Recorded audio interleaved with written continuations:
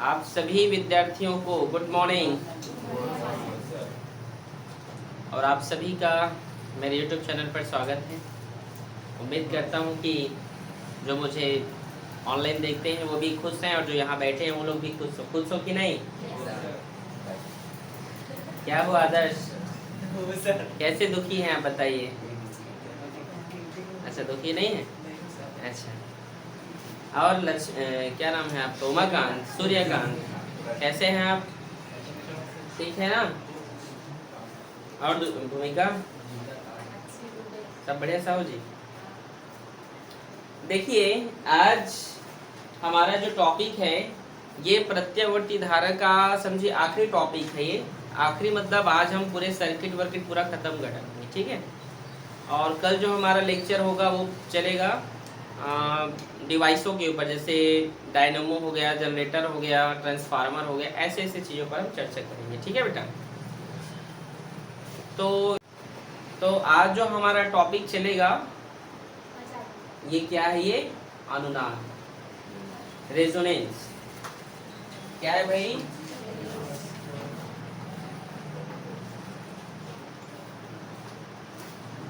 अनुनाद, जिसको हम क्या बोलते हैं इंग्लिश में?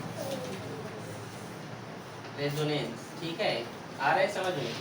एलसी परिपथ के लिए भी, एलसी परिपथ में होता है ना रेजोनेंस, एलसी एलसीआर यही सब में, ठीक है, एलसी परिपथ में।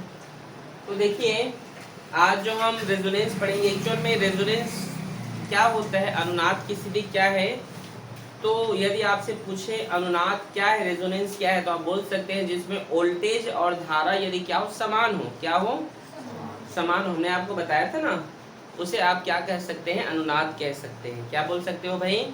अनुनाद। यहाँ पे जो अनुनाद होते हैं ये दो प्रकार के होते हैं। एक होता है श्रेणी और श्रेणी LCR। तीनों से हम बनाएंगे, ठीक है। श्रेणी LCR अनुनादी या अनुनाद बोलिए, और दूसरा होता है समांतर। क्या होता है भाई? समांतर LCR अनुनाद। ये जो समांतर LCR अनुनाद है ये आपके बुक में नहीं है, लिखा है वहाँ पे, ठीक है, उतने बड़े बड़े अक्षरों में कि आपके सिलेबस में नहीं है ये, ठीक है ना। ये सिलेबस में नहीं है ये।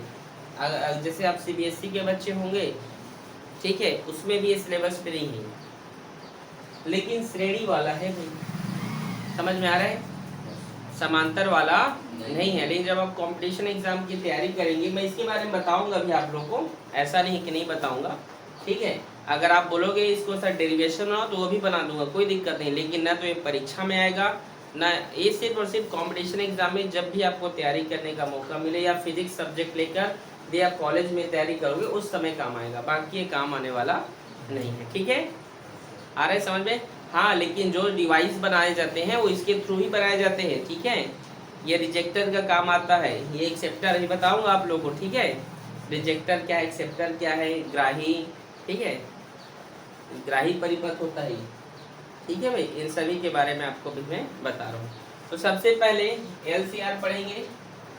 तो LCR परिपथ आप जानते हैं, इसका परिपथ सर्किट कैसे बनाते हैं, किसको इसको पता है? जानते हो बनाना सर्किट इसका? तो ऐसे बनाते हैं, L है तो कुंडली, और ये C, ठीक है, बैटरी मत बना देना ना, और रेजिस्टेंस ये, ठीक है।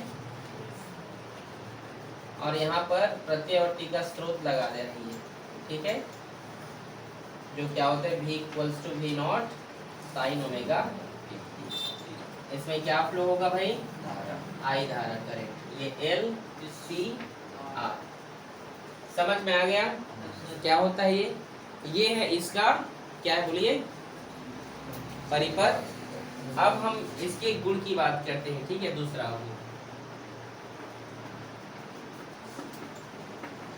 प्रतिबाधा। इसका प्रतिबाधा जानते हैं क्या होता है? Yes sir. किसको पता है? देख लो कितना यूज हो रहा है प्रतिबाधा, आप लोग को याद ही नहीं है। कुछ बच्चों को याद है, मात्रा और मात्रा 5-6 बच्चों को। आपको श्वेता तो हाथ ही उखड़े नहीं करते हो, बोलो क्या है प्रतिबाधा इसका? रूट नहीं है। हाँ बोलो। ओमेगा एल माइनस 1/(omega c)² सही बोली है। ये क्या है, इसका प्रतिबाधा है। ठीक है, तो दूसरा हम इसका कलांतर tan phi जानते हैं क्या होता है। हाँ किसको इसको पता है। हाँ बोलो, आप बोलिए। Omega L minus 1/(omega c)/r। ठीक, वेरी गुड। ओमेगा एल अच्छा से पढ़ रहे हैं आयुष, वेरी गुड बेटा। और ये आर, ठीक है। यहाँ तक किसी को तो बाकी लोग तो खाली यहाँ पर दर्शन करने आए हो, घर से आ गए हो, टाइम पास यहाँ पे कर रहे हो, पढ़ना लिखना तो नहीं है। 2-4 बच्चे ही आते हो पढ़ने के लिए, नहीं बाकी सब तो आप लोग यही बकबक करने के लिए आते हो। कैसे, देखिए हम जानते हैं अनुनादी स्थिति में, आप जानते हैं भाई अनुनाद की स्थिति में होता क्या है, ये आपको मैं पढ़ा दिया हूँ। अनुनादी स्थिति में रेजोनेंस कंडीशन में होता क्या है, ये ओमेगा जो होता है 1/(omega c) के बराबर होता है, ये आपको मैंने पढ़ाया। अनुनादी स्थिति में ओमेगा एल बराबर होता है 1/(omega c) के, ये आप सब जानते हैं। तो इसको मैं इक्वेशन 1 मान लेता हूँ, इसको 2 मान लेता हूँ, तब प्रतिबाधा के लिए जो सूत्र निकल कर आएगा वो क्या होगा, एलसीआर में अनुनादी स्थिति में जो प्रतिबाधा होगी वो क्या होगा, Z बराबर, देखो ओमेगा एल, तो 1/(omega c) को भी आप या तो ओमेगा एल मानो या तो इसको 1/(omega c) मानो। क्या करना है बताओ, तो 1/(omega c) भी क्या हो जाएगा, ओमेगा एल होगा। ओमेगा एल माइनस 1/(omega c) का मान क्या है, ओमेगा एल, तो omega L minus omega L 0 हो जाएगा। यहाँ पे r² बचेगा, ये स्क्वायर ये रूट से कैंसिल होगा, तो यहाँ पे क्या बचेगा, r। ये एक स्पेशल फॉर्मूला है, बताऊंगा क्या है, ठीक है। कलांतर में देखिए आप, कलांतर में देखिए ये बराबर है, तो 1/(omega c) को भी आप ओमेगा एल मान सकते हैं। ओमेगा एल में ओमेगा एल माइनस होगा तो क्या निकल कर आएगा, 0। 0/r क्या होगा, r होगा। 0/r r होता है कि 0 होता है, अगर ठीक है 12वीं पढ़ रहा हूँ यार, आप लोगों को समझ नहीं आता। tan phi का मान क्या है, 0। समझे कि नहीं, यहाँ पे 0 कैसे आए, समझ में आ रहा है, आ रहा है, कैसे आया बताओ भूमि। अब यहाँ पर आप देखिए कलांतर भी 0 हो गया, ठीक है। अब tan phi का मान 0 कब होता है, जब थीटा क्या हो, 0 हो तभी होगा ना, समझे कि नहीं। तो यहाँ पे आप बोल सकते हैं tan थीटा का मान 0 किस वैल्यू के लिए होता है, जब वो 0 रहता है, तो फाई का मान क्या आ जाएगा यहाँ पे, 0। समझे कि नहीं यहाँ पे आप लोग। अगर फाई का मान यहाँ पे 0 आया तो यहाँ से आप शक्ति गुणांक निकाल सकते हैं। शक्ति गुणांक बताया हूँ ना, पावर फैक्टर पढ़े हो ना। शक्ति गुणांक का फॉर्मूला क्या होता है, cos पाई होता है, होता है कि नहीं, ठीक। और पाई का मान क्या निकल कर आया, 0, और cos 0 का मान 1 होता है। तो बोल सकते हो अनुनादी श्रेणी एलसी अनुनाद का जो गुण में परिपथ होगा, गुण अनुनादी स्थिति में Z बराबर R होता है, कलांतर 0 होता है, शक्ति गुणांक का मान 1 होता है। इसका मतलब यहाँ पर क्या है कि अनुनादी स्थिति में जो प्रतिबाधा होता है वह प्रतिरोध के बराबर होता है। इसका जो प्रतिबाधा होगा ये इस प्रतिरोध के बराबर होता है। ये स्पेशल ये केस यहाँ पर ये देखने को मिल रहा है कि इसका जो प्रतिरोध निकल कर आएगा ना, जो प्रतिबाधा इम्पिडेंस, वो इसके प्रतिरोध के बराबर होता है। ये यही कहना चाहता है। समझ में आप लोग को आया कि नहीं, कठिन है क्या, नहीं ना, ठीक है। मैं यहाँ पे निकाल रहा हूँ उसका अनुनादी स्थिति, ये पहले भी निकाल चुके हैं, अनुनादी स्थिति निकाले हैं भाई। निकाले हैं कि नहीं? किसको किसको आता है अनुनादी स्थिति बनाना? बस 2 लोगों को, बाकी लोग को आपको श्वेता ये है ना omega L equals to 1 by omega C, omega omega गुणा हुआ तो omega square 1 by L C square, उधर गया तो रूट 1 बाई एल सी होगा, 1 का स्क्वायर रूट 1 हो जाएगा। ये ओमेगा को हम क्या लिखते हैं 2 पाई म्यू लिखते हैं, और 1 का स्क्वायर रूट 1 होगा और इसका रूट एल सी। समझ में आ रहा है ना? और यहाँ पर हम इस म्यू जो हमारा फ्रीक्वेंसी होता है वो निकालेंगे, तो क्या होगा 1 बाई ये 2 पाई इधर आ जाएगा 2 पाई रूट एल सी। समझ में आया आप लोग को? ये क्या है इसका आवृत्ति होता है ना। अनुनादी स्थिति में पढ़ाया हूँ मैं, समझ में आया कि नहीं? तो ये पहले भी निकाल चुके हैं, आप सभी जानते हैं। तो ये क्या है इसका फ्रीक्वेंसी है। अगर मैं इसकी अब देखिए यहाँ तक किसी कोई समस्या बेटा, हम पढ़ रहे हैं LCR ना, मैं अब इसका आपको बता रहा हूँ यहाँ पर विशेषता। ठीक है, देखो आप लोग पहले ये लिखना है, समझ गए ना कैसे कैसे लिखना है? ठीक है, इसके बाद ये आपको लिखना है विशेषता। ठीक है, क्या लिखोगे भाई?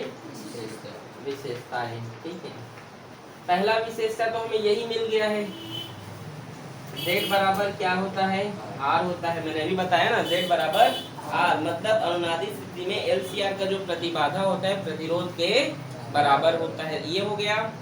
और दूसरा हमने पढ़ा कि इस परिपथ का जो शक्ति गुणांक होता है वो क्या होता है? 1 होता है। शक्ति गुणांक क्या होता है इसका?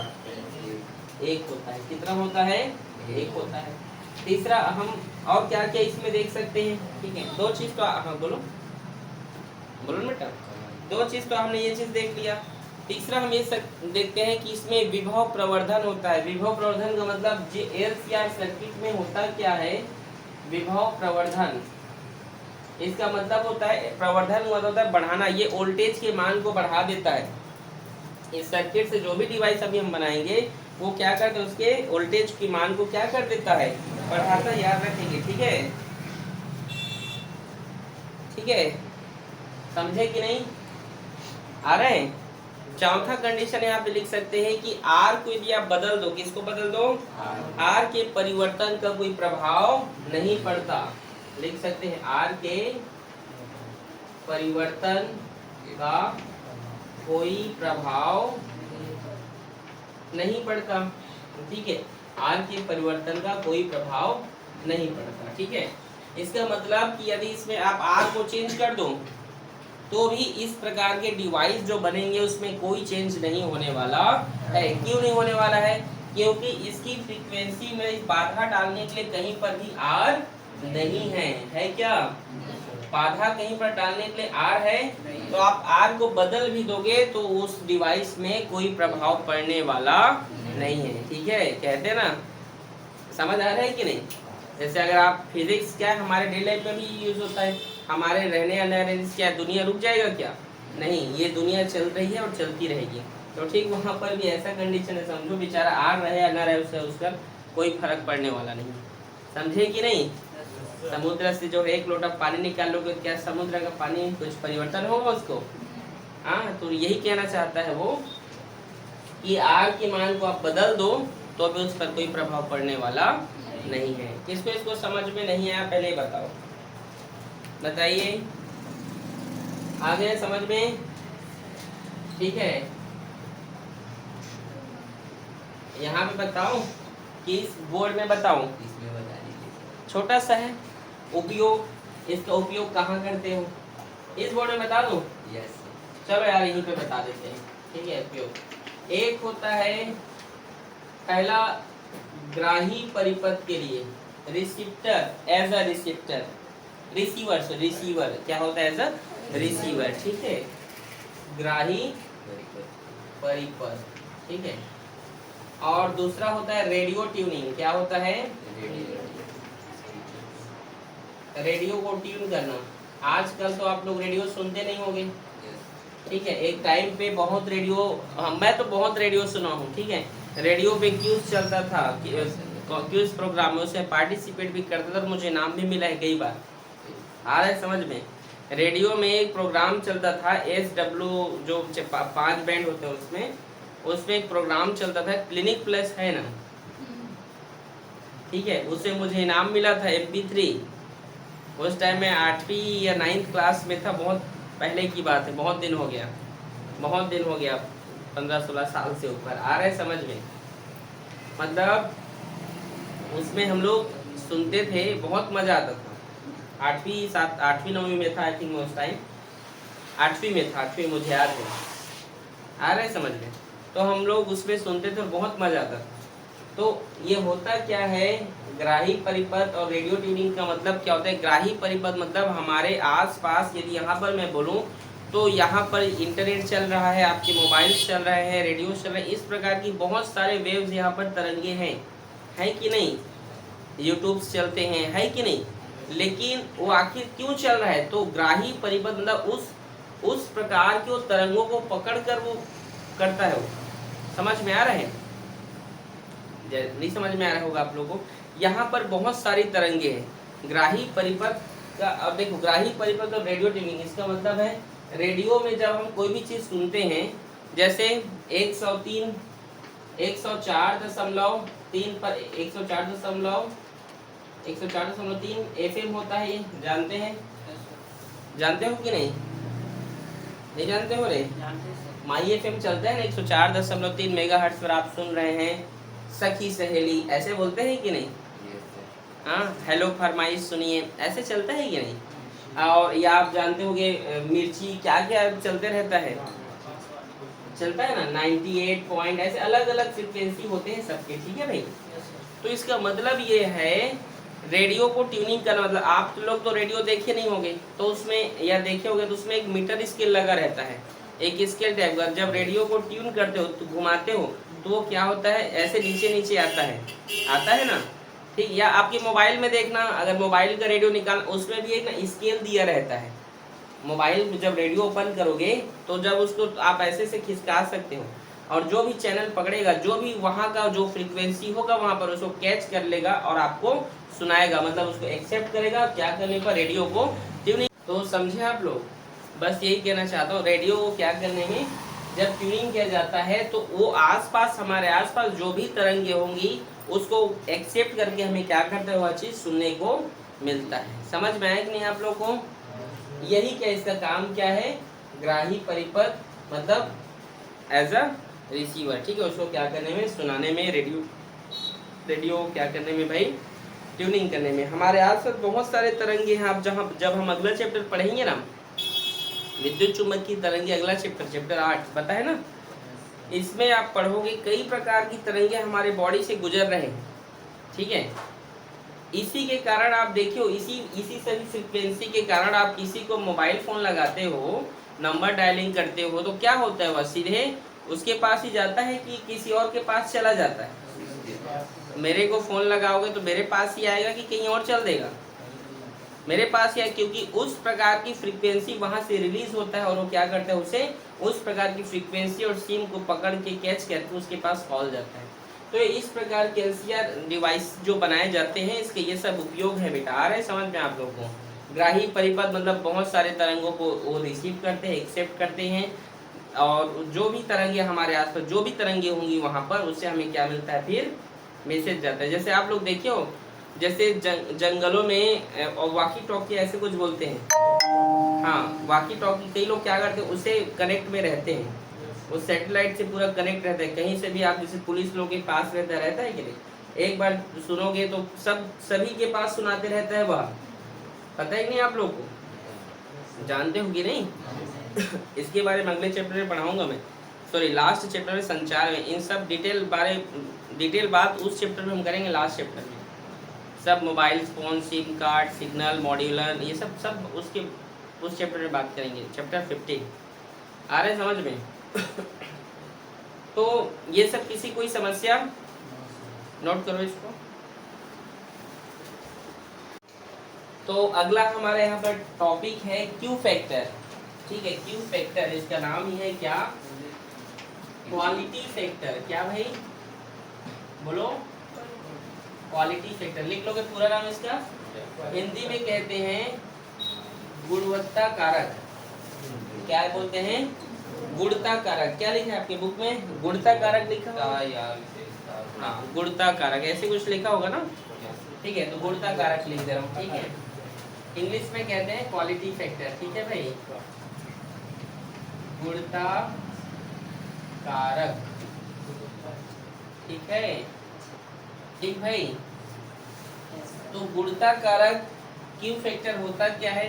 Q equals to V L और नहीं ना, या वी सी बटे वी आर। परिभाषा क्या हो गया इसका? तो गुणवत्ता कारक का परिभाषा क्या हो गया? क्वालिटी फैक्टर का वी एल मतलब क्या है? प्रेरण कुंडली का विभव। किसका विभव? और संधारित्र के विभव, सॉरी प्रेरण कुंडली का विभव या संधारित्र के विभव तथा प्रतिरोध के विभव के अनुपात को गुणवत्ता कारक या क्यू फैक्टर्स कहा जाता है। ठीक है, समझे आप? ठीक है, समझ आ रहा है जी मैं क्या बोल रहा हूँ? प्रेरण कुंडली या संधारित्र का विभव। ठीक है, कुंडली का विभव और संधारित्र के विभव या संधारित्र का विभव तथा प्रतिरोध रेजिस्टेंस का जो वोल्टेज है के रेशियो को, अनुपात को क्या कहा जाएगा? समझ गए? समझ आया कि नहीं? तो दोनों में से कोई एक लेना है भाई। वी एल ले लेता हूँ। ठीक है, V L by V R. Q equals to V L को हम क्या लिखते हैं? आई इंटू एक्स एल लिखते हैं क्या? इसको आई इंटू आई आई कट गया। और एक्स एल का वैल्यू क्या होता है? Omega L. क्या होता है? Omega L by R. और क्यू इक्वल्स टू ओमेगा का वैल्यू क्या होता है? 1 बाई रूट एल सी होता है कि नहीं? 1 by root L C into L by R. अरे अनुनादित स्थिति में देखो आप, अनुनादित स्थिति ओपन करो जो पहले आप लोग बनाए थे, निकालो पहले। उसमें आप देखो खाली ओमेगा का वैल्यू देखना, ओमेगा स्क्वायर छोड़ देना। कैसे बनेगा?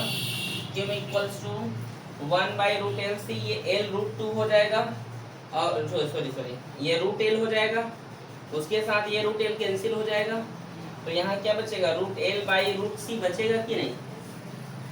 बचेगा ना? नहीं समझे? मैं तो तुरंत समझ गया नहीं जी। Root L into root L by root L cancel, तो root L by root C बचेगा ना? अरे यार देखो, ये 1 और रूट एल और ये सी, एल भी रूट में सी भी है। एल को मैं जो है root L into root L लिख सकता हूँ क्या? इसका गुणा करो, एल ही तो निकल कर आएगा ना भाई। और नीचे में क्या? आर। ये एल से ये कट जाएगा, रूट एल कटेगा ना। तो क्यू इक्वल्स टू ये आर बाहर चला गया, 1 बाई आर, तो रूट एल और यहाँ क्या बचा? रूट सी। तो इसको पूरा होल स्क्वायर में डाल दिया। समझे कि नहीं? यही क्या है? क्यू फैक्टर का एक छोटा सा कैलकुलेशन। समझ आया आप लोग को कि नहीं? ये बताइए। आया भाई? कठिन है? पूछो कहाँ पे नहीं है? ये रूट एल कैसे है, ये कंफ्यूजन हो रहा है क्या? जैसे भूमिका, जैसे ये 2 है तो 2 को हम रूट 2 इंटू रूट 2 लिख सकते हैं कि नहीं? जैसे रूट 2 इंटू रूट 2 का स्क्वायर, ये स्क्वायर रूट कट गया तो 2 ही बचा ना। तो वैसे तो इसको लिखा हूँ। समझ आया? अभी भी नहीं आ रहा है क्या? आप वहीं पर आ गया? अच्छा, वेरी गुड। कठिन है क्या भाई? बोलो। ये क्या है? Q factors. नोट करो इसको भी। अगला हमारा जो टॉपिक है वो है वाट इन धारा। क्या है भाई? वाट इन वाटलेस करंट। इंग्लिश में क्या बोलते हैं? Wattless current. आ रहा है समझ में? तो वाटहीन धारा क्या है? ऐसा परिपथ, क्या जी? वाटहीन धारा ऐसा परिपथ जिसमें शक्ति क्षय शून्य के बराबर हो। परिभाषा क्या है? वाटलेस करंट क्या है? तो ऐसा परिपथ जिसमें शक्ति क्षय, जो पावर का जो क्षय होगा, जो खत्म होगा, जो नष्ट होगा, वो शून्य के बराबर है, उसे क्या कहते हैं? वाटलेस करंट कहते हैं। आप जानते हैं हम पावर का फॉर्मूला लिखे थे, P average equals to V R M S into I R M S cos phi. P average equals to V R M S I R M S और कॉस फाई का मान जो है क्या होना चाहिए? 90 डिग्री होना चाहिए। क्या होना चाहिए भाई? फाई का मान क्या होना चाहिए? मतलब जिसका ये वाटलेस करंट के किस डिवाइस से बनेगा, तो जिसका परिपथ क्या हो? पाई बाई 2 90 अंश का हो, इस प्रकार से वो बनेगा, ठीक है। और कॉस का मान 90 अंश मतलब कितना होता है? वहाँ शून्य होता है। अगर ये 0 हुआ तो इसके साथ सब गुणा होगा तो 0 हो जाएगा, ठीक है। तो वाटहीन धारा या वाटलेस करंट क्या होता है? ये पाई बाई 2 किसका? फाई है, कलांतर है। तो किसका वैल्यू पाई बाई 2 होता है? तो एल और सी का। किसका भाई? मतलब एल और सी, मतलब ऐसा परिपथ जो किससे बना हो? एल और सी का बना हो, उसको हम क्या कहते हैं? मतलब वाटहीन धारा जो होता है किस परिपथ से बनाया जाता है? तो एल या सी से, ठीक है। आ रहे समझ में? एल या सी से। जैसे इंडक्शन कॉइल हो गए, ये सभी जो है इसी वाटहीन धारा से बनाए जाते हैं। इसका मेन यूज अगर आप बोलोगे ना, तो ट्यूबलाइट जानते हैं आप लोग? ट्यूबलाइट का चोक बनाने में, क्या बनाने में यह सिद्धांत काम करता है? ट्यूबलाइट का चोक मतलब होता है, जैसे ये ट्यूबलाइट है, सपोज दैट मान लो ट्यूबलाइट है सपोज दैट, तो इसके बीच में एक इस प्रकार से जो होता है ना, उसको चोक कहा जाता है। वो खराब रहता है क्या कुछ रहता है, तो उसको निकाल के साफ करते हैं, चेक करते हैं। इसके बारे में बाद में आपको डिटेल जानकारी दूंगा, ठीक है। तो यह किस सिद्धांत पर कार्य करता है? आपसे पूछेंगे। यह सिद्धांत काम आता है ट्यूबलाइट पर, ठीक है। यह ट्यूबलाइट के चोक बनाने में, क्या बनाने में? चोक बनाने में, याद रखेंगे, ठीक है भाई, ठीक है। तो ये हो गया हमारा वाटहीन धारा। अगला हमारा जो टॉपिक रहेगा वो जनरेटर हो गया, डायनेमो हो गया या ट्रांसफार्मर। परिणाम मित्र बोलते हैं ट्रांसफार्मर को, इन सब पर रहेगा हमारा, ठीक है। चलो ओके फिर, ठीक है।